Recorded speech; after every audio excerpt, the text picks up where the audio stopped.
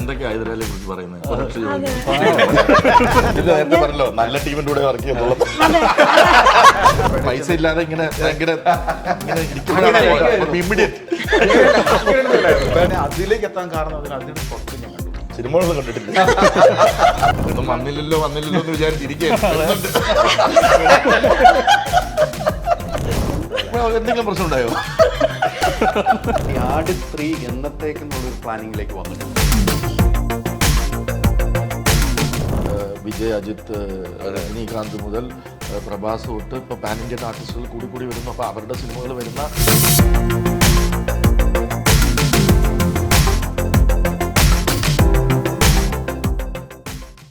നമസ്കാരം. പുത്തൻ സിനിമയുടെ വിശേഷങ്ങൾ പങ്കുവയ്ക്കാൻ 4 അതിഥികൾ, 4 പേർക്ക് സ്വാഗതം.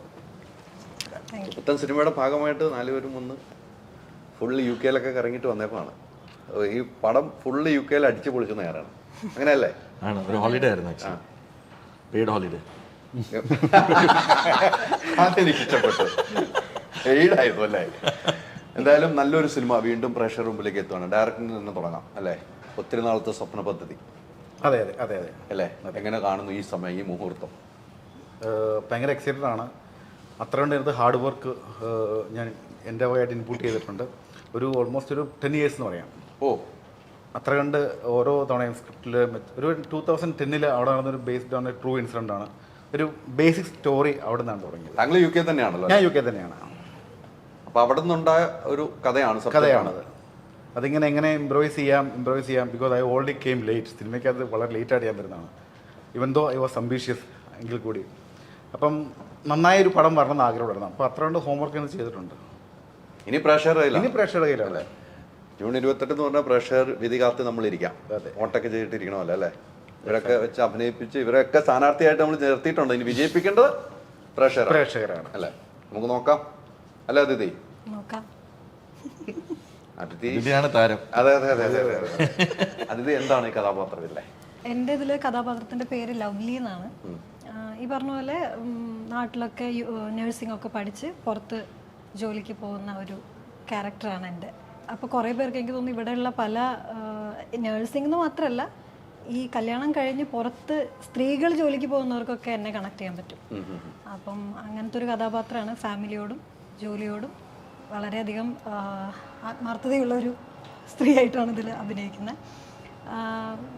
എനിക്ക് തോന്നുന്നു എല്ലാ സാധാരണ സ്ത്രീകൾക്കും കണക്ട് ചെയ്യാൻ പറ്റുന്ന ഒരു ക്യാരക്ടറാണ്. എനിക്കൊന്നും അവിടെ പോയിട്ട് ആ വീട്ടിലുണ്ടാകുന്ന കുറെ സംഭവങ്ങളാണ് എൻ്റെ ഉള്ളിൽ നടക്കുന്ന കുറെ ഭാര്യ ഭർത്താക്കന്മാരുടെ അത്തരം ഒരു കഥകളാണെന്ന് എനിക്ക് തോന്നുന്നു. ഞാനിത് കുറച്ച് കേട്ട് കഴിഞ്ഞപ്പോൾ എനിക്ക് അങ്ങനെ തോന്നി. അതിനി പ്രേക്ഷകരാണ്, നമുക്ക് കഥ പറയാനും പറ്റില്ല. ഇനി പ്രേക്ഷകരാണ് തീരുമാനിക്കുന്നത്. അവിടെ ഉണ്ടാവുന്ന ചില സംഭവങ്ങൾ, അവിടെ നടന്ന ഒരു ട്രൂ ഇൻസിഡന്റിനെ ബേസ് ചെയ്തിട്ടാണ് നമ്മൾ ഈ സിനിമയും ചെയ്തിരിക്കുന്നത്. ഓരോ കൺട്രിക്കും അവിടുത്തെ ലോസ് ഉണ്ടാവുമല്ലോ. ആ ലോസും ആയിട്ട് ബന്ധപ്പെട്ടിട്ടുള്ള ഒരു സ്റ്റോറിയാണെന്ന് ഇങ്ങനെ പറയാം. ഒരു UK എന്ന കൺട്രിയുടെ ലോ, ഒരു പ്രവാസി കുടുംബം അവിടെ അങ്ങനെ ഒരു പ്രശ്നത്തിൽ വന്ന് പെട്ടാൽ എന്താണ് സംഭവിക്കുക എന്നുള്ളതാണ്. അവിടത്തേക്ക് നിയമവ്യവസ്ഥകൾ കൃത്യമായിട്ടാണല്ലോ. അതെ, ആ നിയമവ്യവസ്ഥയാണ് ഈ സിനിമ പറഞ്ഞു വെക്കുന്നത് അല്ലേ? വിജയ് ബാബുവിനെ സംബന്ധിച്ചിടത്തോളം പ്രൊഡ്യൂസറാണ്, നടനാണ്, ഇപ്പം ഓടി നടന്ന് അഭിനയിക്കുന്നുണ്ട്, പടങ്ങളും കുറെ ഒന്നിനു പുറകെ വരുന്നുണ്ട്. ഏതാ ഏറ്റവും സുഖം? അല്ല, അങ്ങനൊന്നും പറയാൻ പറ്റില്ല. ഈ സുഖം ഇപ്പം ഒരു പടം പ്രൊഡ്യൂസ് ചെയ്ത് പൈസ വന്നാൽ അതാണ് ഏറ്റവും നല്ല സുഖമുള്ള പരിപാടി. അത് ടെൻഷൻ അടിക്കണം. എന്നാലും ആക്ടിങ് വൈസ് നമുക്ക് ഇഷ്ടമുള്ള ആണ്, നമുക്ക് അഭിനയിക്കാൻ ഇഷ്ടമാണ്. ഈ അഭിനയം എന്ന് പറയുന്നത് എന്നെ സംബന്ധിച്ചിടത്തോളം പേഴ്സണലി അതൊരു സെൽഫ് കോൺഫിഡൻസ് ബൂസ്റ്റിംഗ് അല്ലെങ്കിൽ മുമ്പോട്ട് പോകാനുള്ളൊരു മോട്ടിവേഷനാണ്. നമുക്ക് ഒരു ആക്ടറായിരിക്കുമ്പോൾ we have to have self discipline, അങ്ങനെ കുറേ കാര്യങ്ങൾ. അപ്പം നമുക്കത് വരുമ്പോൾ ലൈഫ് സ്റ്റൈലിൽ തന്നെ ഒരു ടോട്ടൽ ചേഞ്ച് വരും. You have to look better, you have to get up early in the morning. അപ്പം അങ്ങനെയൊക്കെ ഒരുപാട് ലൈഫ് സ്റ്റൈൽ ചേഞ്ചസ് എനിക്ക് പേഴ്സണലി കൊണ്ടുവരാനായിട്ട് ആക്ടിംഗ് എന്നുള്ള പ്രൊഫഷനെ സഹായിക്കുന്നുണ്ട്. ഈ സിനിമയിലേക്ക് എങ്ങനെയാണ് എത്തുന്നത്? ഈ സിനിമയിലേക്ക് എത്തുന്ന ഒരു റൂട്ട് ഉണ്ടാവുമല്ലോ. ഈ സിനിമയിലേക്ക് എത്തിയത് എന്നെ വിളിച്ച് അഭിനയിക്കണമല്ലോ. അത് തീർച്ചയായിട്ടും. എങ്കിലും ഒരു UK ആണ് ചിത്രീകരണം, കൂടുതൽ ദിവസം UK നിൽക്കണം, മറ്റെല്ലാ പ്രോഗ്രാം മാറ്റിവെച്ച് പോകുന്നു. അപ്പോൾ എങ്ങനെയാണ് ഈ സബ്ജക്റ്റിലേക്ക് എനിക്ക് പറ്റിയൊരു വേഷമാണെന്ന് തീരുമാനിക്കുമല്ലോ? ഹൈദരാലിയടുത്ത് ഞാൻ മുമ്പ് പറഞ്ഞിട്ടുണ്ട്, നമുക്ക് അഭിനയിക്കുന്ന ഒരു ടൈമുണ്ട്. പ്രൊഡക്ഷൻ നടക്കുമ്പോൾ നമ്മൾ അതിലേക്ക് ഒരിക്കലും ഇല്ല. പക്ഷേ ഞാൻ എൻ്റെ ഒരു ഇയർ അങ്ങനെ ഡിവൈഡ് ചെയ്യാറുണ്ട്. ഇത് അഭിനയിക്കുന്ന സമയം, ഇത് പ്രൊഡക്ഷൻ സമയം, ഇത് പ്രൊഡക്ഷനിൽ അഭിനയിക്കുന്ന സമയം. അപ്പോൾ ആ സമയത്ത് എനിക്ക് പറ്റിയൊരു ക്യാരക്ടർ എന്ന് അവർക്ക് തോന്നിയത് കൊണ്ടായിരിക്കാം അതിൽ വന്ന്. ഞാൻ ചെയ്യുന്നത് ഒരു റിയൽ ലൈഫ് ക്യാരക്ടറാണ്. അവിടുത്തെ ഒരു ലോയർ, അല്ലെങ്കിൽ അവിടുത്തെ കോർട്ടിൽ പ്രാക്ടീസ് ചെയ്യുന്ന ബാരിസ്റ്റർ അല്ലേ? അതെ, ബാരിസ്റ്ററാണ്. അപ്പം അങ്ങനെ ഒരു ആളവിടെ ഉണ്ട്. അദ്ദേഹത്തിൻ്റെ നിങ്ങളാണ് ഇവരുടെ വിധി തീരുമാനിക്കുന്നത്. ഞാൻ വിധിയല്ല, അവർക്ക് വേണ്ടി ഫൈറ്റ് ചെയ്യുന്ന അവർക്ക് വേണ്ടി ഫൈറ്റ് ചെയ്യണം. വിധി ജഡ്ജി പറഞ്ഞു. അല്ല, അവർക്ക് വേണ്ടി ഫൈറ്റ് ചെയ്യുന്നുണ്ട്. ആര് ഫൈറ്റ് ചെയ്ത് വിജയിക്കുന്നുള്ള സിനിമ കണ്ട് തീരുമാനിക്കാം. എന്തായാലും ഇപ്പൊ നേരത്തെ പറഞ്ഞല്ലോ, ഇങ്ങനെ ഈ സബ്ജക്റ്റിലേക്ക് വേണമെന്ന് ഇവർ തീരുമാനിക്കും. അപ്പൊ വിജയ് ബാബു എന്നൊരു വ്യക്തി ഈ സിനിമയിലേക്ക് ഞാൻ അഭിനയിച്ചാൽ എൻ്റെ ഈ വേഷം എനിക്കും കൂടെ ഒന്ന് അല്ല, അങ്ങനെയുള്ള ക്യാരക്ടേഴ്സ് ഞാൻ ചെയ്യാറുള്ളൂ. ബിക്കോസ് എനിക്ക് പറ്റുമെന്ന് എനിക്ക് തോന്നുന്ന ക്യാരക്ടേഴ്സ്, ഇപ്പോൾ നേരത്തെ പറഞ്ഞ പോലെ കോൾസ് ഒരുപാട് വരാറുണ്ട് അഭിനയിക്കാനായിട്ട്. പക്ഷേ നമുക്ക് വളരെ കുറച്ച് സിനിമകളിൽ മാത്രം അഭിനയിക്കുന്ന ഒരാളാണ്. അപ്പോൾ ആ ക്യാരക്ടർ എനിക്ക് സൂട്ട് ആവണം, അല്ലെങ്കിൽ I could do justice to that ക്യാരക്ടറിന് ഫീൽ ചെയ്യുമ്പോഴാണ്, ചെറുതാണെങ്കിലും വലുതല്ല, ഇപ്പോൾ ഒരു സീനിൽ അഭിനയിച്ചാലും അതെനിക്ക് ചെയ്യാൻ പറ്റും എന്നെനിക്ക് കോൺഫിഡൻസ് ഉണ്ടെങ്കിൽ മാത്രമേ ചെയ്യുള്ളൂ. അതേപോലെ തന്നെയാണിത്. അപ്പോൾ ഇത് ബിനോനെ വിളിച്ചിട്ട് എൻ്റെ കഥ പറയുമ്പോൾ ഐ റിയലൈസ് വൈ ഈ കോൾ മീ. എനിക്കത് എന്തുകൊണ്ട് എന്നെ വിളിച്ചു എന്നുള്ളതിൻ്റെ റീസൺ എനിക്ക് ആ ക്യാരക്ടർ വായിച്ചപ്പോൾ മനസ്സിലായി, സിനിമയിൽ കാണുമ്പോൾ മനസ്സിലായി. അതെ, എന്നെ സംബന്ധിച്ചാണ് എനിക്ക് ഇമ്മീഡിയറ്റ് കൺഫർമേഷൻ കിട്ടിയൊരു എന്താ പറയുക ക്യാരക്ടറാണ് വിജയവാസ്. കാരണം ഞാൻ പൈസ ഇല്ലാതെ ഇങ്ങനെ ഭയങ്കര ഇങ്ങനെ ഇരിക്കുമ്പോഴാണ് ഇമ്മീഡിയറ്റ് ഒന്നും അത് UK ഫ്രൈഡേ ചെന്ന് കഥ പറയുന്നു. ഞാൻ ആകെ ചോദിച്ചാൽ അവിടെ ഇപ്പൊ ക്ലൈമറ്റ് എന്താണ്, ഒരു മണിക്കൂറുള്ള ഇമ്മീഡിയറ്റ് കൺഫർമേഷൻ. അത്രയും കൺഫർമേഷൻ എനിക്ക് ആരും തന്നിട്ടില്ല. ഇമ്മീഡിയറ്റ്ലി പറഞ്ഞു, ഓക്കെ നമ്മളിത് ചെയ്യുന്നു, ഞാനിത് ചെയ്യുന്നു. ഇമ്മീഡിയറ്റ് ഷെയ്ക്കാൻ തന്നു. കുറെ ആളോടൊപ്പം നിൽക്കുകയും ചെയ്യാം. അതെ, ഏറ്റവും ആദ്യം പറഞ്ഞ പെയ്ഡ് ഹോളിഡേ എന്നുള്ള പറഞ്ഞു. അതാണ് അതിനകത്ത് ഏറ്റവും വലിയ പോയിന്റ് ആയിട്ട് എനിക്ക് തോന്നിയത്. ഒരു കുറെ നാളുകളായി കണ്ടിട്ടൊന്നും പോകും അല്ലേ? ഇടയ്ക്ക് എവിടെയെങ്കിലും വെച്ച് കണ്ടിട്ടുള്ളൂ. അതെ, അതിനാണ് ലാസ്റ്റ് കണ്ടല്ലേ. അതിനുശേഷം പുതിയൊരു സിനിമ നായകനായിട്ട് എത്തുകയാണ്. എന്ത് തോന്നുന്നു? വളരെ സന്തോഷവാനാണെന്ന് എനിക്കറിയാം. ഇത്തരമൊരു സബ്ജക്ട് കേട്ട് കഴിയുമ്പോൾ UK ഷൂട്ടിംഗ് നടത്താൻ പറഞ്ഞതല്ലേ, UK താങ്കളൊക്കെ ഇതിന്റെ ഭാഗമായി കുറെ നാളുകൾ ഓടി എന്നാണ് എനിക്ക് തോന്നുന്നത് ഈ സിനിമയ്ക്ക് വേണ്ടി അല്ലേ? അങ്ങനെയാണ് എനിക്ക് കുറെ ആളുകൾ സംസാരിച്ച് മനസ്സിലായത്. എന്ത് തോന്നുന്നു? വലിയ സന്തോഷം. കാരണം എൻ്റെ അടുത്ത് വിനോദ് ചേട്ടൻ 2020 തോന്നുന്നു സ്ക്രിപ്റ്റ് അയച്ചത്.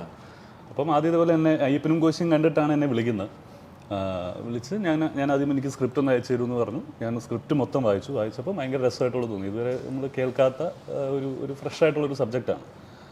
ഈ പറയുന്ന പോലെ UK ഒരു നിയമവ്യവസ്ഥയിലൂടെ ഒരു ഫാമിലി സഞ്ചരിക്കുന്ന ഒരു പരിപാടിയാണ് സിനിമ സംസാരിക്കുന്നത്. അപ്പം അതെനിക്ക് ചെയ്യണം എന്ന ആഗ്രഹം, ഭയങ്കരമായിട്ട് ആഗ്രഹം തോന്നി. പിന്നെ വിനോദ് ചേട്ടനുമായിട്ട് ഭയങ്കര ഒരു ഫ്രണ്ട്ഷിപ്പ് ഈ തുടർ ചർച്ചകളിലുണ്ടായി. സിനിമയ്ക്ക് അപ്പുറത്തേക്കൊരു ബന്ധം വിനോദ് ചേട്ടനുമായിട്ടുണ്ടായി. അപ്പം ഓരോ സ്റ്റേജിലും പുള്ളിയുടെ കൂടെ പല സ്ട്രഗിൾ സ്റ്റേജിലും നിൽക്കാൻ പറ്റി. ചില പോയിന്റിലൊക്കെ നമ്മളിത് പിന്നെ എപ്പോഴെങ്കിലും ചെയ്താലോ എന്നൊക്കെ പറഞ്ഞ് മാറ്റി വെച്ചൊരു സിറ്റുവേഷനൊക്കെ ഉണ്ടായിരുന്നു.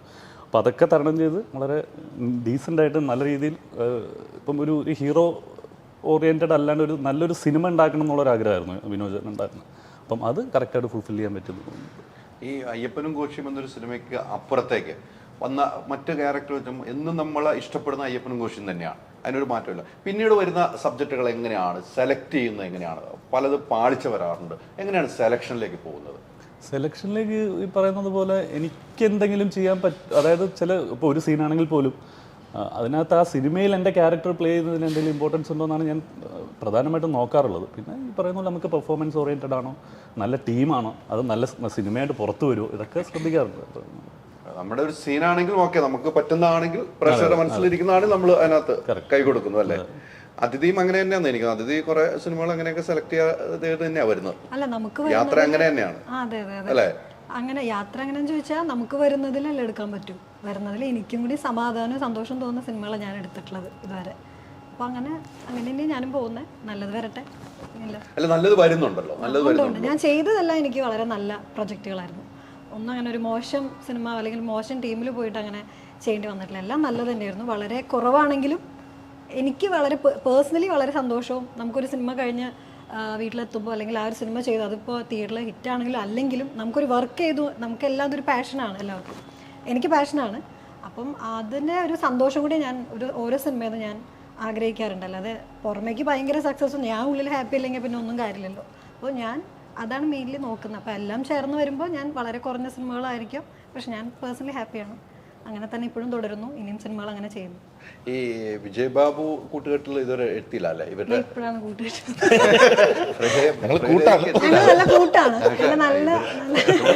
പ്രൊഡക്ഷൻ ചെയ്തുകൊണ്ടിരിക്കുകയാണ്. അപ്പൊ അതിലേക്ക് എത്തി പറഞ്ഞല്ലോ നല്ല ടീമിന്റെ കൂടെ വർക്ക് ചെയ്യുന്നുള്ളത്. ഞാൻ അത്ര ശ്രദ്ധിച്ചില്ല കേട്ടോ. അതുകൊണ്ടായിരിക്കും. ഇല്ല, വിജയ് ചേട്ടൻ എനിക്ക് നല്ല ഞാൻ ഓർത്തില്ല. അല്ല, ഒന്ന് ക്ഷമിക്കൂ. അല്ല, വിജയ് ചേട്ടൻ എനിക്ക് നല്ല ടീമാണ്. അപ്പോൾ ഭാവിയിൽ വർക്ക് ചെയ്യാൻ പറ്റട്ടെ എന്നാണ് എനിക്ക് ആഗ്രഹം. ഇപ്പം എനിക്ക് തോന്നുന്നു ഈ വർഷം അടുത്ത വർഷമായിട്ട് എൻ്റെ അറിവിൽ 4 പ്രൊഡക്ഷൻ ഉണ്ട്. അതെ അതെ. ഹലോ, എൻ്റെ ബോബോ. എനിക്ക് ഇതൊക്കെ ഒരു ആലോചിച്ചാൽ കൈ മേടിച്ചോണ്ട് പൊക്കോണം. അല്ല, ഈ വിജയ് ബാബു എന്ന വ്യക്തിയുടെ അടുത്ത് ഞാൻ മറ്റൊരു കാര്യം പ്രധാനപ്പെട്ട ചോദിക്കുകയാണ്. പല ആക്ടേഴ്സും ഉണ്ട് ഞങ്ങൾ സിനിമയിലൂടെ വന്നു പോയിരിക്കും ഒത്തിരി പേരുണ്ട്. അന്നും ഇന്നും നമ്മളെ ഒന്നും മൈൻഡ് ചെയ്യുന്നില്ല, ചിലവർ മൈൻഡ് ചെയ്യുന്ന അങ്ങനെ ഒരു ഫീലൊക്കെ ഉണ്ടായിട്ടുണ്ടോ? ചില ആളുകൾ ഇങ്ങനെ പറയാറുണ്ട്. ചോദിക്കുന്നത് ഞാൻ ചാനലിലിരുന്നതിനും അതിന് ശേഷമുള്ള ലൈഫാണോ ചോദിക്കുന്നത്? തീർച്ചയായിട്ടും ഇല്ല, അങ്ങനെ ഒരു ഫീലിംഗ് ഉണ്ടായിട്ടില്ല. ബിക്കോസ് എനിക്ക് ഇപ്പോൾ ചാനലിലിരുന്നിട്ട് ഞാൻ I was in A position of power അല്ലേ, അന്ന് സാറ്റലൈറ്റ് വാങ്ങിക്കലും അപ്പോൾ എല്ലാവരുമായിട്ട് നല്ല ബന്ധങ്ങളാണ്. അതേ ബന്ധങ്ങൾ ഇപ്പോഴും തുടരുന്നുണ്ട് അതേപോലെ തന്നെ. ബിക്കോസ് നമ്മൾ ഇമ്മീഡിയറ്റ്ലി പ്രൊഡക്ഷൻ സ്റ്റാർട്ട് ചെയ്തു. അപ്പം ആ ബന്ധങ്ങൾ ഇപ്പോഴും തുടരുന്നുണ്ട്. ലൈക്ക് ജെന്യുവൻ ഫ്രണ്ട്സ് ഇപ്പോഴും അങ്ങനെ തന്നെ പോകുന്നു. അങ്ങനെ തന്നെ. ഇപ്പൊ അതിഥിനെ ഇപ്പൊ നമ്മൾ കണ്ടു. ഈ സിനിമയിലാണ് നിങ്ങൾ കാണുന്നതും അല്ലേ? അല്ല, ഞങ്ങൾക്ക് അതിനു മുമ്പേ അലമാര തൊട്ടിട്ട് അഭിനയം ഈ സിനിമയിലൂടെയാണ്. അതെ. ഇത്തരം ആളുകളൊക്കെ ഇവരുടെയൊക്കെ അഭിനയം കണ്ടുകഴിയുമ്പോൾ ഒരു പ്രൊഡ്യൂസർ എന്ന നിലയിൽ ഒരു വിലയിരുത്തലുണ്ടാവും, ഒരു ലൊക്കേഷൻ വിലയിരുത്തലുണ്ടാവും. തീർച്ചയായിട്ടും ഉണ്ടാവും. ഇത് നമുക്ക് അടുത്ത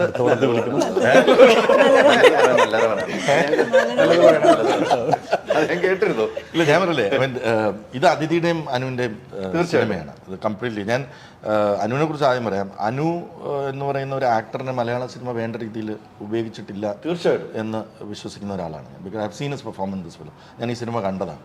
അതേപോലെ തന്നെ അതിഥി ആസ് എൻ ആക്ട്രസ് എനിക്ക് എൻ്റെ മൈൻഡിലുള്ളത് തന്നെയാണ്. പല സിനിമകളുടെ കാസ്റ്റിംഗ് വരുമ്പോഴും അതിനെക്കുറിച്ച് ആലോചിച്ചിട്ടുണ്ട്, പക്ഷേ എന്തുകൊണ്ടോ നടന്നില്ല. But she has done A brilliant performance. Like എൻ്റെ ഒരു അഭിപ്രായത്തിൽ ഒരു അവാർഡ് വിന്നിങ് പെർഫോമൻസാണ് അതിഥി ഇതിൽ നൽകിയിരിക്കുന്നത്. ഇതൊരു നല്ല കണ്ടന്റ് സിനിമയാണ്. നല്ല കണ്ടന്റ് സിനിമ. കഴിഞ്ഞ ഒരു മാസത്തിൽ നമ്മൾ നോക്കുകയാണെങ്കിൽ ഒരുപാട് നല്ല കണ്ടന്റ് സിനിമകൾ, ഇവിടെ വലിയ ബിഗ് ബഡ്ജറ്റ് സിനിമകൾ മലയാളത്തിൽ വിജയിച്ചതോടൊപ്പം തന്നെ ഇപ്പോൾ ഈ അടുത്ത് ഇറങ്ങിയ നല്ല കണ്ടന്റ് സിനിമകൾ വിജയിക്കുന്നു എന്നുള്ളത് ബിഗ് ബെൻ പോലുള്ള സിനിമകൾക്ക് വളരെ ഒരു നല്ല കാര്യമാണ്. ഫോർ എക്സാമ്പിൾ ഇപ്പം ഗോളം നല്ല രീതിയിൽ പോകുന്നു, മന്ദാകിനി നല്ല രീതിയിൽ പോകുന്നു, ലിറ്റിൽ ഹാർട്ട്സ് പോകുന്നു. അങ്ങനെ നല്ല സ്മോൾ ക്യൂട്ട് മലയാള സിനിമകൾ എന്നും അറിയപ്പെട്ടിരുന്നത് നല്ല കണ്ടന്റ് ഉള്ള സിനിമകളിലാണ്. പിന്നെ ഈ അടുത്ത് നമ്മൾ പാൻ ഇന്ത്യ സിനിമകൾ മലയാളത്തിൽ നിന്നും ഉണ്ടാവുന്നു, ബിഗ് ബഡ്ജറ്റ് സിനിമകൾ. അതോടൊപ്പം തന്നെ അപ്പം നമുക്കൊരു പേടിയുണ്ടായിരുന്നു, ഇനി ഇതേ വിജയിക്കത്തുള്ളോ എന്ന്. ഇപ്പോൾ ഞാനെന്ന പ്രൊഡ്യൂസർ വീണ്ടും ഒന്ന് ആലോചിച്ചു, അയ്യോ നമ്മൾ ചെയ്തുകൊണ്ടിരുന്ന രീതിയിലുള്ള കണ്ടന്റ് സിനിമകൾ ഇനി വർക്കാവുമോ എന്ന് പേടിച്ചിരിക്കുന്ന സമയത്താണ് ഇപ്പം ചെറിയ നല്ല സിനിമകൾ വിജയിക്കുന്നു. അത് ഇപ്പം ബിഗ് ബെൻ പോലൊരു സിനിമ ഇറങ്ങുമ്പോൾ ആ കോൺഫിഡൻസ് നമുക്ക് തരുന്നു. നല്ല സിനിമകളാണെങ്കിൽ തിയേറ്ററിൽ ആൾ കയറും എന്നുള്ളതിൻ്റെ ഒരു ഇപ്പോൾ ഓടിക്കൊണ്ടിരിക്കുന്ന പടങ്ങൾ കാണുമ്പോൾ അറിയാം. അപ്പോൾ ആ കോൺഫിഡൻസ് ആൻഡ് ഡെഫിനറ്റ്ലി ഒരു എക്സലൻറ്റ് കണ്ടൻറ്റാണ്. UK എന്ന രാജ്യം മലയാള സിനിമയിൽ ഇത്രയും അതിൻ്റെ ബ്യൂട്ടി എക്സ്പ്ലോർ വേറൊരു സിനിമയിലും ചെയ്തിട്ടുണ്ടാവില്ല എന്ന് ഞാൻ ഉറപ്പിച്ച് പറയാം. കാരണം ഇതുവരെ അത് ബിനോയും അല്ലെങ്കിൽ ഫുൾ ടീം UK ആയതുകൊണ്ടായിരിക്കാം വേറൊരു സിനിമയ്ക്കും കിട്ടാത്ത ലൊക്കേഷനുകളുടെ പെർമിഷൻ എടുക്കാൻ അവർക്ക് കഴിഞ്ഞിട്ടുണ്ട്. അതായത് വേറൊരു മലയാള സിനിമയിൽ അല്ലെങ്കിൽ ബോളിവുഡ് സിനിമകളിലായിരിക്കാം ചിലപ്പോൾ അങ്ങനെയുള്ള ലൊക്കേഷനുകൾ. Because it's very expensive to get. ഞാൻ തന്നെ സർപ്രൈസ് ആയിപ്പോയി. ചില ലൊക്കേഷനുകൾ ലൈക്ക് ലണ്ടനിലെ ഏറ്റവും ബിസിയസ്റ്റ് ലൊക്കേഷനുകളിൽ പോലും പെർമിഷൻ എടുത്ത് ഷൂട്ട് ചെയ്യാൻ ഈ സിനിമയ്ക്ക് കഴിഞ്ഞിട്ടുണ്ട്. അപ്പം UK ഇത്ര ഭംഗിയായിട്ട് എക്സ്പ്ലോർ ചെയ്തിട്ടുള്ള വേറൊരു മലയാള സിനിമ ഉണ്ടായിട്ടുണ്ടോ എന്ന് ചോദിച്ചാൽ എനിക്ക് സംശയമുണ്ട്. അത് അവിടെ ഉള്ള ഒരു ജീവിതം ഞാനത് കാൽക്കുലേറ്റ് ചെയ്യും. നമ്മൾ ഇത് പോകുമ്പോൾ ഇതെങ്ങനെ മുതലാവുന്നത് ഇത് ഇപ്പോൾ ഞാൻ ചോദിക്കുന്നത് എത്ര കോസ്റ്റ് ഇതിന്, ഇവിടെ എത്ര പെർമിഷൻ. അപ്പോൾ ഈ പെർമിഷൻ്റെ കോസ്റ്റൊക്കെ ഇട്ട് ഞെട്ടിയിട്ടുണ്ട്. അപ്പോൾ ഞാൻ വെച്ചിട്ട് എങ്ങനെ മുതലാവും. പക്ഷേ ആ സിനിമയുടെ ഫ്രെയിംസ് നമ്മൾ കാണുമ്പോൾ അത് ലൈക്ക് അത് സ്പെൻഡ് ചെയ്തതിൽ നന്നായി എന്ന് തോന്നുന്നു. സിനിമയ്ക്ക് വേണ്ട സ്ഥലങ്ങൾ തന്നെയാണ്. ആ വേണ്ട സ്ഥലങ്ങൾ അല്ലെങ്കിൽ നമ്മളൊരു രാജ്യത്ത് പോയി ഷൂട്ട് ചെയ്യാണ്. അപ്പോൾ അത് മാക്സിമം അത് എക്സ്പ്ലോർ ചെയ്യുക, ആ ലൈഫ് എക്സ്പ്ലോർ ചെയ്യുക എന്നുള്ള. അവിടെ പോയിട്ട് ഇൻഡോർ ചെയ്തിട്ട് വല്ല കാര്യമുണ്ടോ?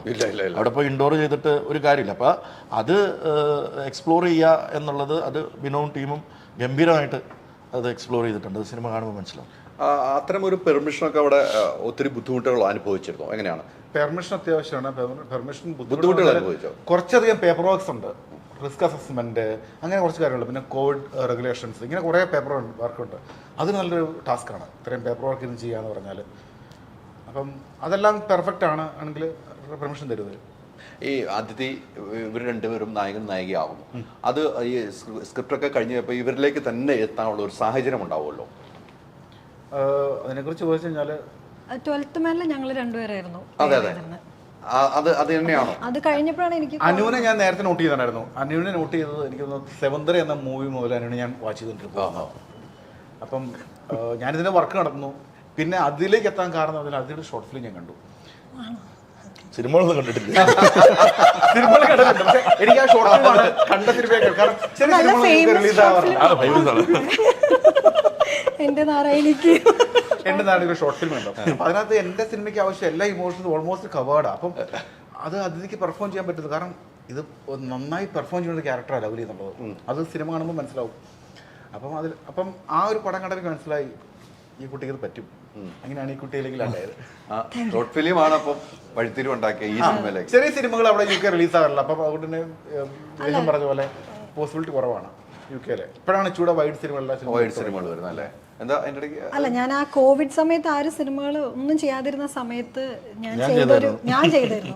അതാണ് എന്റെ നാരായണിക്ക് എന്ന് പറഞ്ഞ ഒരു ഷോർട്ട് ഫിലിം. അപ്പൊ അത് ഭയങ്കര നല്ല റീച്ചായ ഒരു ഷോർട്ട് ഫിലിം ആയിരുന്നു. ഒത്തിരി അത് മതിലുകളെ ബേസ് ചെയ്തിട്ടുള്ള ഒരു സംഭവം, അങ്ങനെ റീച്ചായ ഒരു സംഭവം. അപ്പൊ അതിൽ നിന്ന് വന്നുകൊണ്ട് ഭാഗ്യം ആ സമയത്ത് അങ്ങനെ ഒരു ഷോർട്ട് ഫിലിം ചെയ്തത് ഇപ്പോൾ നന്നായി തോന്നുന്നു. ആ നല്ലതാണ്. ഷോർട്ട് ഫിലിം എന്താണെങ്കിലും ഒരു പ്രൊഡക്റ്റ് അല്ലേ. ഇപ്പൊ എല്ലാവരും ഫോണിൽ ഓരോ സിനിമകളും ഏതാണെങ്കിലും നമുക്ക് കൊടുക്കാൻ പറ്റുന്ന നല്ല വർക്കാണെങ്കിൽ ചെയ്യാം. പിന്നെ ഈ പറഞ്ഞതുപോലെ ഇപ്പോൾ പറഞ്ഞൊരു പോയിന്റ് ആട്ടോ, വിജയ് ബാബു എന്ന് പറഞ്ഞ വ്യക്തി പറയുമ്പോൾ, വിജയേട്ടൻ പറയുമ്പോൾ വേണ്ട രീതിക്ക് ഉപയോഗിച്ചിട്ടില്ല എന്ന് സ്വയം തോന്നിയിട്ടില്ലേ? മലയാള സിനിമ എന്നെ വേണ്ട രീതിക്ക് ഉപയോഗിച്ചിട്ടില്ല അങ്ങനെ തോന്നിയിട്ടുണ്ട്. അതായത് ഇപ്പോൾ നമുക്ക് ഒരുപാട് സുഹൃത്തുക്കളുണ്ടല്ലോ. ഇപ്പം ഞാൻ സിനിമയിൽ വരുന്നതിന് മുന്നേ വളരെ ചെറുതിലെ ലൊക്കേഷൻസും ഈ പറയുന്ന എല്ലാ ആൾക്കാരുമായിട്ടും പരിചയവും ഒക്കെ ഉണ്ടായിരുന്നു. അപ്പോൾ നമുക്ക് ആ ഒരു തുടങ്ങിയ സമയത്ത് ഒരു ആവശ്യമില്ലാത്തൊരു പ്രതീക്ഷ ഉണ്ടാവും ആ ഒരു ഇമ്മെച്യൂർഡ് സമയത്ത്. അപ്പോൾ നമ്മളൊക്കെ വിചാരിക്കും ഓക്കെ ഇത് ഭയങ്കര ഈസി ആവും എന്നല്ലെങ്കിൽ ഇത് ഭയങ്കര എളുപ്പമായിരിക്കും എന്നുള്ളൊരു ധാരണയിലൊക്കെയാണ് സത്യം പറഞ്ഞാൽ ആദ്യം തീവ്രമായി കഴിഞ്ഞ സമയത്തൊക്കെ നമ്മൾ ഒരുപാട് സുഹൃത്തുക്കളുണ്ട്, അവരൊക്കെ സിനിമ ചെയ്യുന്നുണ്ട്, അപ്പോൾ അതിലേക്കൊക്കെ നമ്മൾ ഉൾപ്പെടും എന്നൊക്കെ ഒരു തെറ്റിദ്ധാരണ അന്നുണ്ടായിരുന്നു. പക്ഷേ അത് അവരെയും കുറ്റം പറഞ്ഞിട്ട് കാര്യമില്ല. ഒരു സിനിമയ്ക്ക് ആവശ്യമായ ആൾക്കാരാണല്ലോ എപ്പോഴും നമുക്ക് സെലക്ട് ചെയ്യുന്നത്. അപ്പോൾ അതിൻ്റെ ഒരു രൂപം കൊണ്ടും മെച്യൂരിറ്റി കൊണ്ടും പരുവപ്പെട്ടിട്ടുണ്ടാവില്ലായിരിക്കും അന്ന്. അപ്പോൾ ഇപ്പോഴാണ് നല്ല നല്ല സത്യം പറഞ്ഞാൽ അയ്യപ്പനും കോശി എന്ന് പറയുന്ന സിനിമയ്ക്ക് ശേഷമാണ് ഒരു ഐഡൻറ്റിറ്റി എനിക്ക് കിട്ടുന്നത്. അതിന് മുന്നേ ഞാൻ ചെയ്ത ക്യാരക്ടേഴ്സ് എല്ലാവർക്കും അറിയാം, പക്ഷേ അത് ഞാനാ ചെയ്തതെന്ന് ആൾക്കാർക്ക് പറഞ്ഞു കൊടുക്കണം. അപ്പോൾ അയ്യപ്പനും കോശിയിലും CPO സൂചിച്ചതിന് ശേഷം അനു എന്ന് പറയുന്ന ഒരു ആക്ടറിനെ എല്ലാവരും ഐഡൻറ്റിഫൈ ചെയ്തു. അപ്പം അത് ഭയങ്കര ഗുണമായിട്ടുണ്ട്. പിന്നെ അതിന് ശേഷമാണ് ഞാൻ കുറച്ചുകൂടെ ഞാൻ ആഗ്രഹിച്ച തരത്തിലുള്ള സ്ക്രിപ്റ്റുകളും സിനിമകളിലൊക്കെ ഭാവം നടന്നതും. അപ്പം ഇപ്പം ഉപയോഗിക്കപ്പെടുന്നുണ്ടെന്ന് തന്നെയാണ് നമ്മൾ സ്വയം വിശ്വസിച്ചിരിക്കുകയാണ്. നമുക്ക് പരാതികളൊന്നുമില്ല, അനുഭവങ്ങളൊന്നുമില്ല. അവരുടെ നഷ്ടം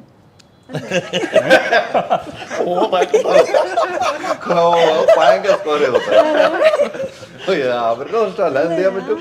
നമ്മളിവിടെ ഉണ്ട്. പക്ഷെ ഈ കൂട്ടുകെട്ട് എന്ന് പറയുന്ന സാധനം നിലനിന്ന് പോണെങ്കിലും പാടാണ് സിനിമാ മേഖല. ആ ഗ്യാങ് ഒരു കൂട്ടുകെട്ട് വന്നില്ലല്ലോ എന്ന് വിചാരിച്ചിരിക്കുകയാണ്.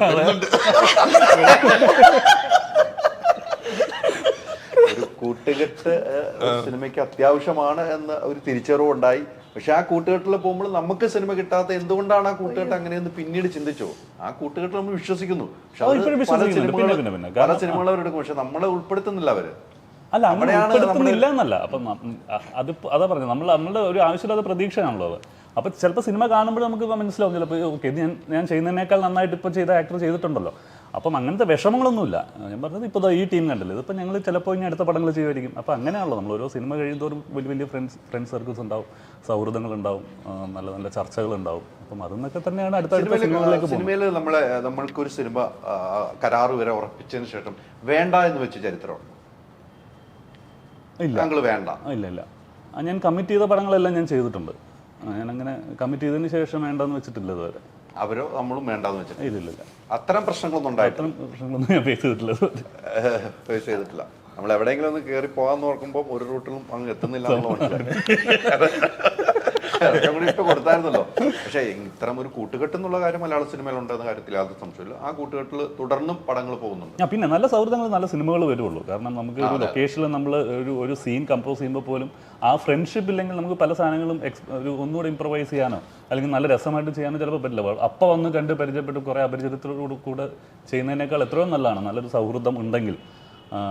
ഓരോ സീക്വൻസുകളും നമുക്ക് ചെയ്യാനും അത് രസമാക്കാനും പറ്റും. വിജയുടെ ഇപ്പം തന്നെ മലയാള സിനിമയിൽ എനിക്കിപ്പോൾ കുറേ നേരത്തെ പറഞ്ഞു ചെറിയ ചെറിയ സിനിമകൾ, അവിടെയും ഈ തിയേറ്ററുകൾ പല പ്രശ്നങ്ങളായി എനിക്ക് പേഴ്സണലി എന്നെ വിളിച്ച് പറഞ്ഞ പ്രൊഡ്യൂസർമാരുണ്ട്. അത്തരമൊരു സംഭവം ഇപ്പോഴും തുടരുന്നുണ്ട് തിയേറ്ററുകാരുടെ. ഇപ്പം നമ്മുടെ ഒരു ചെറിയ സിനിമയാണല്ലേ, നമ്മുടെ ഒരു ചെറിയത് ഇത് വരുമ്പോൾ അത്ര ഒരു ഭയം, ഇതിലൊരു അഭിനയിക്കുന്ന ഒരു വ്യക്തിയെന്ന് മാറ്റി നിർത്തി പ്രൊഡ്യൂസർ എന്ന നിലയിലാണ് ചോദിക്കുന്നത്. ഈ തിയേറ്റർ ഇടുമ്പോൾ ഇത്ര ചെറിയ സിനിമകൾക്ക് വേണ്ട സ്പേസ് കൊടുക്കുന്നില്ല, അതിപ്പോഴും തുടരുകയാണ്. അതിനൊരു നിയന്ത്രണം ഉണ്ടാവുന്നില്ലല്ലോ. അത് എല്ലാ ഇൻഡസ്ട്രിയിലുള്ള പ്രോബ്ലമാണ്. ഇത് മലയാള സിനിമയിൽ മാത്രമൊന്നുമല്ല, ഏത് ഇൻഡസ്ട്രി പോയാലും ചെറിയ സിനിമകൾക്ക് അതിൻ്റേതായ പ്രോബ്ലംസ് ഉണ്ട്. ബിക്കോസ് ഇനിഷ്യലുകൾ കുറവായിരിക്കും. അപ്പം പിന്നെ നല്ല സിനിമകൾ വിജയിച്ച ചരിത്രമുണ്ട്. ഇപ്പം ജയ ജയ ജയ ഹേ എന്ന് പറയുന്ന സിനിമ കൊച്ചു സിനിമയായിട്ട് ട്രീറ്റ് ചെയ്യോ, വലിയ സിനിമയായിട്ട് ട്രീറ്റ് ചെയ്യും. ഇവിടെ 50 ദിവസം തിയേറ്ററിൽ ഓടിയില്ല. അപ്പം അങ്ങനെ നല്ല സിനിമകൾ അവരിപ്പോൾ ഞാൻ ചെയ്തിട്ടുള്ളതെല്ലാം മിക്കവാറും കുറേ ബിഗ് ബഡ്ജറ്റ് സിനിമകൾ ചെയ്തിട്ടുണ്ടെങ്കിലും മങ്കിപ്പൻ തൊട്ടിട്ട് അടികപ്പേരെ കൂട്ടുമണി തൊട്ടിട്ട് ഇങ്ങോട്ട് ഹോം വരെയുള്ള സിനിമകളെല്ലാം ചെറിയ കണ്ടന്റ് സിനിമകളാണ്. അതൊക്കെ പല രീതിയിൽ ജനങ്ങൾ കണ്ടുല്ലോ. അപ്പോൾ അതേപോലെ തന്നെ തിയേറ്ററിൻ്റെ ഇഷ്യൂ എന്ന് പറയുന്ന എല്ലാ ഇൻഡസ്ട്രിയിലും ഉണ്ട്. അത് അവർ നമ്മളൊരു കൊച്ചു ഇൻഡസ്ട്രി ആണെങ്കിലും നമ്പർ ഓഫ് ഫിലിംസ്, അതായത് 175 തൊട്ട് 200 വരെ സിനിമകൾ ഇറങ്ങുന്ന ഒരു സ്ഥലമാണ് കേരളം. അത് ഇൻഡസ്ട്രി നമ്മുടെ ടോട്ടൽ പോപ്പുലേഷൻ വെച്ച് നോക്കുമ്പോൾ വളരെ കൂടുതലാണ്. തമിഴിലും തെലുങ്കിലും 200-225 ഉണ്ട്. അപ്പം ഞാൻ പല ഇൻ്റർവ്യൂവിലും പറഞ്ഞിട്ട് 52 ആഴ്ചയാണ് നമുക്കുള്ളത് അല്ലേ.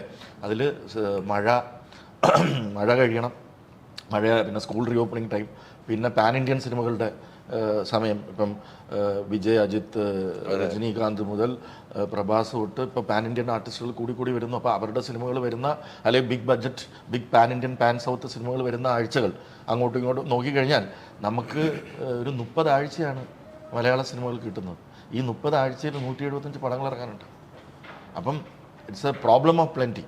അങ്ങനെ വരുമ്പോൾ തിയേറ്ററും റണ്ണിങ്ങും ഒരു കോസ്റ്റ് ഉണ്ടല്ലോ. തിയേറ്റർ റണ്ണിങ് ഒരു കോസ്റ്റ് ഉണ്ട്. അപ്പോൾ അവരെ സംബന്ധിച്ചിടത്തോളം ഒരു സിനിമ ഹോൾഡ് ഓവർ ആയി കഴിഞ്ഞാൽ പിന്നെ it's their choice whether to. അപ്പം നല്ല സിനിമകൾ ആൾ കയറി കഴിഞ്ഞാൽ അത് മാറ്റില്ല. പക്ഷേ ഞാൻ പലതും പറഞ്ഞിട്ടുണ്ട്, മലയാള സിനിമയെ പ്രയോറിറ്റി കൊടുക്കണം. അന്യഭാഷാ ചിത്രങ്ങൾ വെച്ച് കമ്പയർ ചെയ്യുമ്പോൾ മലയാള സിനിമകൾക്ക് പ്രയോറിറ്റി കൊടുക്കണം എന്ന് പല സെഷൻസിലും പറഞ്ഞിട്ട് ഇപ്പം അതിനൊരു സൊല്യൂഷനായി വരുന്നുമുണ്ട്. എല്ലാവരും മലയാള സിനിമകൾക്ക് പ്രയോറിറ്റി കൊടുക്കുന്നു. ഞാൻ പറഞ്ഞ അന്യഭാഷാ ചിത്രങ്ങൾ വമ്പൻ പാൻ ഇന്ത്യൻ പാൻ സൗത്ത് സിനിമകൾ വന്നോട്ടെ, അല്ലാത്ത അൺഹേർഡ് ആയിട്ടുള്ള സിനിമകൾ അവിടുത്തെ ആർട്ടിസ്റ്റിനൊരു മാർക്കറ്റ് ഉണ്ടാക്കാൻ വേണ്ടി കേരളത്തിലെ തിയേറ്ററുകൾ കൊച്ചു സിനിമകൾ മാറ്റിവെച്ച് കൊടുക്കരുത് എന്നുള്ള അഭിപ്രായം മുമ്പും പറഞ്ഞിട്ടുണ്ട്. അത് അത്യാവശ്യമാണ്. അതിപ്പം അത് വരുന്നുണ്ട്. കണ്ടന്റ് സിനിമകൾ ഓടുന്നുണ്ട്. നല്ല സമയമാണ്. ഇപ്പോൾ ഒരുപാട് ബിഗ് സിനിമകളൊന്നും ഇല്ലാത്ത സമയമാണ് ജൂൺ ജൂലൈ. ഇപ്പം അങ്ങനെ പണ്ടൊക്കെ നമ്മൾ ഈ സീസൺ എന്നൊക്കെ പറഞ്ഞിരുന്നു. ഇപ്പം അങ്ങനെ സീസണൊന്നുമില്ല. ഇപ്പോൾ സ്കൂൾ റീ ഓപ്പണിംഗ് ആണ്, ജൂണിൽ സിനിമ ഇറക്കരുതെന്ന് പണ്ട് പറഞ്ഞു. എത്ര സിനിമകൾ നന്നായിട്ട് ഓടുന്നു അല്ലേ. മാർച്ചിൽ പരീക്ഷയാണ്, സിനിമകൾ ഇറക്കരുതെന്ന് പറഞ്ഞു. മലയാള സിനിമയിലെ കഴിഞ്ഞ ഏറ്റവും വലിയ ഹിറ്റുകൾ ഉണ്ടായത് ഈ ഫെബ് എൻഡ് മാർച്ചിലാണ്. പ്രേമലുവും മഞ്ഞുമൽ ബോയ്സും ബ്രഹ്മയുഗവും പോലുള്ള സിനിമകൾ 3-4 സിനിമകൾ ഒരേ രീതിയിൽ പരീക്ഷാ സമയത്ത് ഓടി റെക്കോർഡ് കളക്ഷൻ ഉണ്ടാക്കി. അപ്പോൾ അങ്ങനെ ഒരു സീസണില്ല. അപ്പോൾ അങ്ങനെ ഒരു സമയം നോക്കി കറക്റ്റ് ആ 4 P's ഓഫ് മാർക്കറ്റിംഗ്, അത് പ്രോഡക്റ്റ്, പ്രൈസ് ആൻഡ് പ്രൊമോഷൻ എന്ന് പറയുന്ന പോലെ ആ കറക്റ്റ് സമയത്ത് ഇറക്കിയാൽ കുഴപ്പമുണ്ടാവില്ല എന്നാണ്. ഇപ്പം ബിഗ് ബെൻ ഇറങ്ങുന്ന സമയം എന്നെ സംബന്ധിച്ചിടത്തോളം ആസ് എ പ്രൊഡ്യൂസർ പറയുകയാണെങ്കിൽ വളരെ നല്ലൊരു സമയമാണ്. വലിയ ബിഗ് ബഡ്ജറ്റ് സിനിമകളൊന്നുമില്ല. സൈലൻ്റായിട്ട് പോയി 28-ന് ഇറങ്ങാം, തിയേറ്ററുകൾ അത്യാവശ്യം കിട്ടും. അപ്പോൾ അങ്ങനെയുള്ള സിനിമകൾ ഇഷ്ടപ്പെടുന്നവർ വരും. അപ്പോൾ ആ ഇറക്കുന്ന സമയം കൂടെ നോക്കിയാൽ ഈ പ്രശ്നം വരില്ല എന്നുള്ളതാണ് തോന്നുന്നത്. തീർച്ചയായിട്ടും. ഇപ്പം ഇനി പുതിയ കുറേ സിനിമകൾ വരുവരായി. ഏതാണ് ആദ്യത്തെ സിനിമ? പ്രൊഡക്ഷൻ പടക്കളം എന്ന് പറഞ്ഞ സിനിമയാണ്. അത് അനൗൺസ് ചെയ്ത സിനിമയാണ്. അത് ജൂലൈയിൽ തുടങ്ങുന്നു. കോളേജ് ബേസ്ഡ് സ്റ്റോറിയാണ്. വേറെ ഉണ്ടല്ലോ, ഉണ്ട് ആ ലിസ്റ്റുകളൊന്നും കേൾക്കാൻ. ആട് 3 പ്രീ പ്രൊഡക്ഷൻ നടക്കുന്നു. കാലൻ്റെ തങ്കക്കുളം എന്ന് പറയുന്ന സിനിമ ലാൽജു സാറിൻ്റെ സിനിമ. അങ്ങനെ കുറെ പിന്നെ ഉണ്ടല്ലോ അങ്ങനെ പോരെ, ഓർത്തിരിക്കണ്ട എല്ലാവരും. വേറൊരു കൂട്ടുകെട്ടും കൂടെ തുടങ്ങിയിട്ടുണ്ട്. വരുന്നുണ്ട് പറയാം അല്ലേ അല്ലേ? അപ്പം സിനിമകൾ ഇങ്ങനെ ഓരോന്നായിട്ട് അങ്ങ് വരികയാണ്. ഈ ആട് 3 എന്നത്തേക്കെന്നുള്ള ഒരു പ്ലാനിങ്ങിലേക്ക് വന്നിട്ടുണ്ടോ? അതിന്റെ സ്ക്രിപ്റ്റിങ്ങിലാണ്.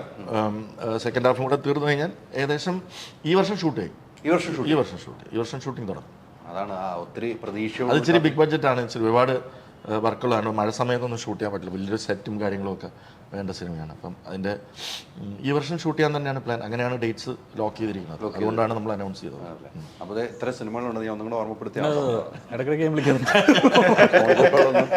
ഫോൺ ചെയ്താൽ എടുക്കുന്ന ഒരാളാണ്, അല്ലെങ്കിൽ അല്ലെങ്കിൽ എടുത്തില്ലേ പിന്നെ തിരിച്ചു വിളിക്കുന്ന ആളാണ്. അത് മലയാള ഇൻഡസ്ട്രിയിൽ എനിക്ക് ഏറ്റവും ഇഷ്ടപ്പെട്ട ഇദ്ദേഹത്തെയാണ്. ഫോൺ വിളിച്ചാൽ തിരിച്ച്, എടുത്തില്ലേ തിരിച്ചു വിളിക്കും. അങ്ങനെ എടുക്കുന്നവർ ഒത്തിരി പേരുണ്ട്, ഇല്ലാന്ന് പറഞ്ഞില്ല. ഞാൻ തിരിച്ചു വിളിച്ചിരിക്കും. അല്ല, ഈ ഷൂട്ടിന് പിന്നെ വിജയനെ ഞാൻ പല സ്ഥലത്തും വെച്ച് കണ്ടിട്ടുണ്ടെന്നല്ലാതെ ഞങ്ങൾ അങ്ങനെ സംസാരിച്ചിട്ടില്ല. പക്ഷെ ലണ്ടനിൽ ചെന്നപ്പോഴാണ് നമ്മളെ ഒരു ചേട്ടൻ അവിടെ ഇതിനപ്പുറം ചില കഴിവുകളുണ്ട്. ഒരു നമ്പർ 1 കുക്കാണ്, നന്നായി കുക്ക് ചെയ്യും. ഞാൻ ഈ പെരിച്ചാഴിയുടെ ഇത് ചെയ്ത മൂവി, അതിന്റെ ഇങ്ങനെ പ്രൊമോഷനാണ്. ലാലേട്ടനും വിജയ് ചേട്ടനും കുക്ക് ചെയ്തതൊക്കെ ഞാൻ ഇങ്ങനെ ഇന്റർവ്യൂ കണ്ടിട്ടുണ്ട്. അപ്പൊ നന്നായി കുക്ക് ചെയ്യുന്ന ലാലേട്ടനൊക്കെ പറഞ്ഞ് കേട്ടിട്ടുള്ളൂ. അപ്പൊ UK നമ്മളിങ്ങനെ ഫ്രീ ടൈമിൽ ചേട്ടൻ ഇങ്ങനെ ഞങ്ങൾക്ക് കുക്ക് ചെയ്ത് തന്നു. നല്ല അവിടെ വെച്ചിട്ട് ഒരു പ്രോൺസിന്റെ കറി ഉണ്ടാക്കി തന്നു. എന്നിട്ട് ഞാൻ ലണ്ടനിൽ നിന്ന് തിരിച്ചിവിടെ എത്തിയിട്ട് വീട്ടിൽ വെറുതെ ഇരുന്നപ്പം ഞാൻ വിളിച്ചു. എനിക്ക് അതിന്റെ റെസിപ്പി മറന്നു. അപ്പൊ വിജയൻ ഏതോ വലിയ മീറ്റിംഗിൽ ഇരിക്കുകയാണ്. വിജയേട്ടാ മറ്റേ കൊഞ്ചറി ഒരു മിനിറ്റേടാ എന്ന് പറഞ്ഞിട്ട് ആ മീറ്റിംഗ് അവിടെ സൈഡ് വെച്ചേട്ടാ, നീ ഞാനത് കുരുമുളക് കൃത്യമായിട്ട് ചെയ്തോ? ആ, അത് കറക്റ്റ് ആയിരുന്നു. ഞാൻ പറഞ്ഞത് അത്രയും നമുക്ക് വളരെ ഫ്രീ ആയിട്ട് വിളിക്കാൻ പറ്റും. നമ്മളെങ്ങനെയും ജീവിക്കും. അധികം ഐറ്റംസ് ഒന്നുമില്ല, പക്ഷെ ഭയങ്കര ടേസ്റ്റ് ആണ് ഉണ്ടാക്കുന്നത്. കൈപ്പുണ്യായിരിക്കും. കണ്ടുപഠിച്ചോ? പഠിച്ചോ? ഇനി എവിടെയും പഠിച്ചില്ല, ഒന്നും പഠിപ്പിച്ചില്ല അല്ലേ? അപ്പം എന്തായാലും ഈ സിനിമ സൂപ്പർ ഹിറ്റ് ആകട്ടെ. നമ്മളെല്ലാം പ്രതീക്ഷയില്ല. മലയാള സിനിമയുടെ നല്ല കാലഘട്ടത്തിലൂടെ പോകുന്ന യാത്രയാണ്. ജൂൺ 28 ബിഗ് ബെൻ വലിയ ബിഗായിട്ട് ആളുകൾ പ്രേക്ഷകർ ഏറ്റെടുക്കട്ടെ എന്ന് ആഗ്രഹിക്കുന്നു, ആത്മാർത്ഥമായി പ്രാർത്ഥിക്കുന്നു. കൂടെ ഉണ്ടാകും. സിനിമന്റെ ഒരു സക്സസ് ഒക്കെ ആഘോഷിക്കാനുള്ള ഭാഗ്യവും നമുക്കുണ്ടാകട്ടെ. നാട്ടുകാർ എന്തൊക്കെയാ ഹൈദരാലിയെ കുറിച്ച് പറയുന്നത്? മനോഹരമായിട്ടൊരു ഇന്റർവ്യൂ പേടിപ്പിക്കുകയാണെന്നേ ആളുകൾ. കണ്ട, ഒരു കുഴപ്പമില്ല. എന്തെങ്കിലും പ്രശ്നം ഉണ്ടായോ? ഒന്നുമില്ല, പ്രശ്നമില്ലേ? അതിന് പ്രശ്നമുണ്ടോ? ഇല്ല അല്ലേ? ഞങ്ങള് കുട്ടനാട് മാർപ്പാപ്പ എന്ന് തുടങ്ങിയാണ് യാത്ര. നമ്മളെല്ലാരുമായിട്ട് അങ്ങനെയല്ല പോകുന്നത്. എന്താന്ന് ഇപ്പൊ അങ്ങനെയൊന്നും വേണ്ട ആളുകൾക്ക്. പക്ഷെ ആളുകൾ ഈ പോസിറ്റീവ് എടുത്താൽ കാണൂല. അതാണ് എന്റെ നമ്മുടെ പ്രശ്നം. നെഗറ്റീവ് ഉണ്ടെങ്കിൽ ആളുകളും നെഗറ്റീവ് ചോദിച്ചോ? അല്ല, എന്തായാലും ഒത്തിരി സന്തോഷം. നമുക്ക് ഇതിന്റെ ഒരു ആഘോഷമൊക്കെ ലണ്ടനിലാക്കാതെ കേരളത്തിൽ തന്നെ ആഘോഷിക്കാനുള്ള ഭാഗ്യമുണ്ടാകും. ഒത്തിരി സന്തോഷം. 4 പേർ. Thank you.